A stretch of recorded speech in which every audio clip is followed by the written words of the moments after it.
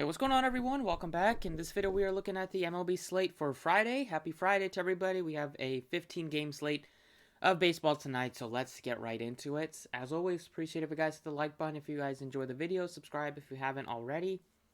And let's get started by looking at the totals and some of the projected lineups for tonight. So, a couple of teams really stick out in terms of stacks, in terms of being some of the best stacking options today. Some of the top ones that you jump off the page, the Blue Jays going up against a lefty in Baltimore in that great ballpark against a pretty bad lefty who gives us some pop and some power. Looking at this Blue Jays lineup, we see a lot of very powerful righty hitters. Starts with Vlad Guerrero, goes with Bichette, Simeon, throwing Grichuk, throwing Gurriel, and you have like a huge, so much power if you do a 5-man Blue Jay stack here against Bruce Zimmerman. Zimmerman's given up like 12 bombs already this season, so definitely think the Blue Jays are going to get to him, at least one, maybe two bombs. Other stacks that look very appealing are probably my favorite stack is going to be the Angels stack here against Urania, just because they are super affordable. You got Upton batting leadoff at only $4,100. You can throw in a Ohtani as your power hitter, 58. You can get to Taylor Ward as a cheap guy. Needed a cheap shortstop, you can go Iglesias, you can go Walsh. Like the Angels, the Dodgers also against the lefty, so primarily looking at like Pollock, Chris Taylor, Betts. Maybe you want to go to Steven Souza against his former team at only $2,100. And then the last team that looked appealing was the Red Sox. Look great here.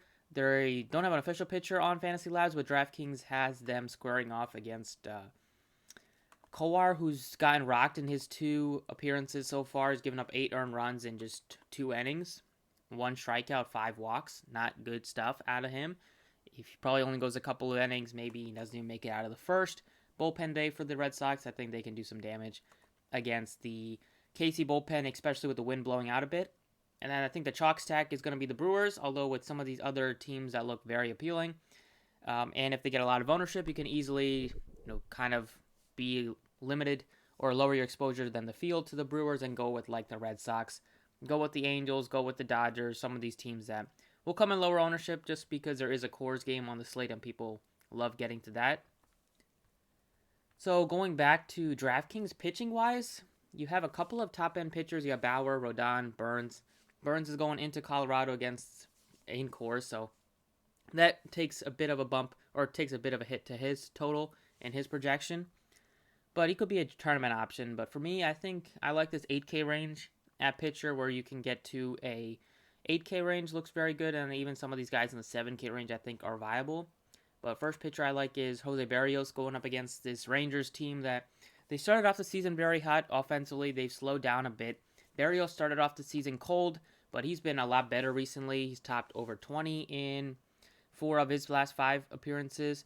And he goes deep into games. You can expect him to throw around 100 pitches. Good strikeout pitcher. And this Rangers lineup does have a lot of Ks in it. So I do like Barrios' chances to have a good game here. And then the second pitcher I like is Chris Paddack. Only a 3.5 total for the Cincinnati Reds. Paddack kind of been a difficult year for him. Hasn't been as dominant as people thought he would be. He's still been solid. Especially recently, he's been a lot better. He was solid against the Mets in his most recent appearance. Padres sometimes are frustrating because they pull their starters a bit early. He hasn't topped 100 pitches yet. He hasn't even topped over like 95 yet. But if he happens to get pitch well and happens to go like 85 to 95 pitches, I think he'll return value. His price tag is nice enough and the total is low enough for the Reds that I think he makes sense.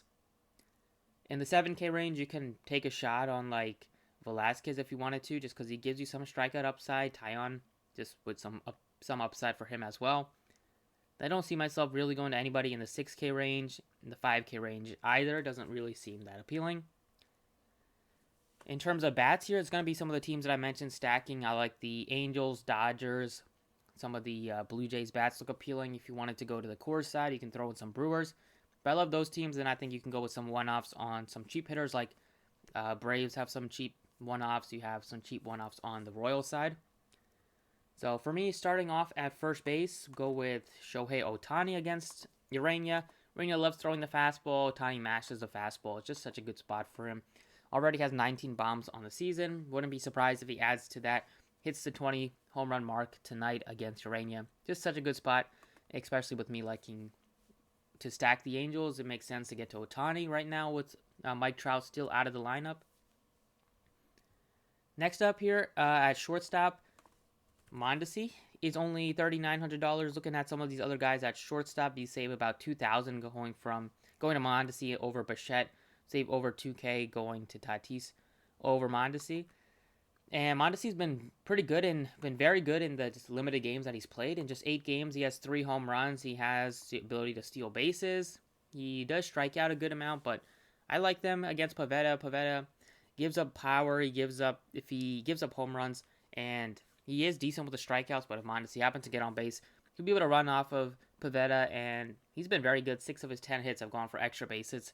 We know he is a very talented hitter, and he's only 39. His price tag is going to quickly rise, so I think you can jump on that while you wanted to.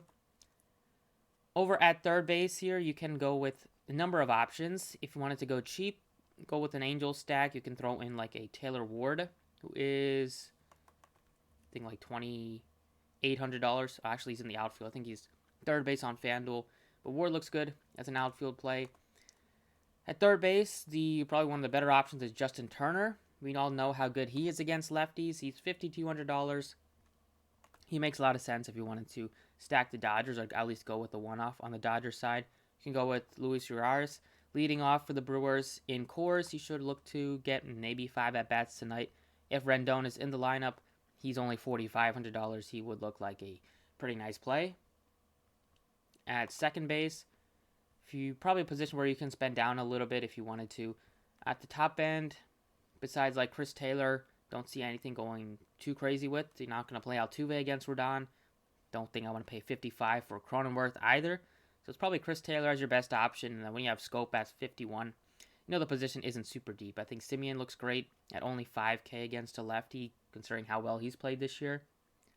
And then for value here, you can look to potentially going all the way down in the $3K range for like Odor, $3,700. Just a guy that gives you some pop. And maybe depending on if any of these guys bat near the top of the order, they will look appealing. Don't see anything too crazy, so probably think Chris Taylor would be my favorite. Chris Taylor and Simeon are my favorites. Over to the outfield spot, lots of good plays here. We have Acuna, 63. He's been having an awesome season. If you can't get to Acuna, you can easily get to like Betts instead. He's also in a great spot. Acuna's been a lot better than Betts this year, but Betts has the higher total tonight. For some of these other cheaper studs, you can go with like a JD Martinez at 48 if you wanted to get to a piece of the Red Sox bats.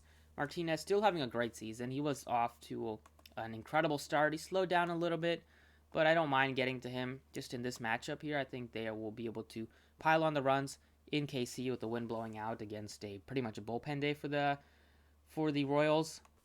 The last guy I'll plug in here, probably go back to third base and go with Justin Turner. Want to get to at least one Dodger. Turner against lefties is pretty much always a great play unless he's facing like Chris Sale or one of those elite lefties. Caleb Smith is not one of those. They have a huge total tonight, and I think Turner will be able to do some damage in Arizona, so I'll go with him as my third base option. And that's it for the DraftKings side. Let's go over to FanDuel. All right, over on FanDuel today, we looking at the pitching options. They seem to always price Chris Paddack super cheap. He always is underpriced on FanDuel. I don't know why. He should not be cheaper than some of these guys. He shouldn't be cheaper than Bruce Zimmerman, Cobb, Fetty, even like Smith. Don't understand it. It's only $7,100. I will pay that price tag for him so I can get to my expensive bats. Going right to the outfield, we'll be able to pay up for whatever expensive bats we want, going with Paddack at only $7,100. I think Ohtani and Betts are some of my favorites, and especially looking at the price tag on Betts, it's only $39, so we're getting a discount on him as well. Catcher, first base, Vlad Guerrero looks like the best option. If you wanted to pay all the way up, you can go with a Jared Walsh. Wanted to go to a cheaper option today, I think it makes sense to take a shot on the catcher for the Dodgers, Will Smith. Only $2,600, projected to bat like cleanup for them. Always good against lefties, and he's cheap. He makes sense. And then I just like Mondesi today against Pivetta as a one-off.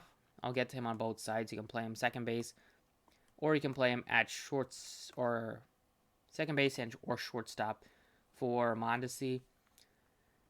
Whatever. I think second base you might be able to find some other options like Chris Taylor, Simeon. Shortstop also has a lot of options, but just up to you which position you would rather play him at. But going with these four, still easy with 34.25. So you'll have the ability to spend up for the rest of these bats as well, the rest of the big bats. So that's it for the video. Thank you guys for watching. Best of luck tonight, and catch you all next time.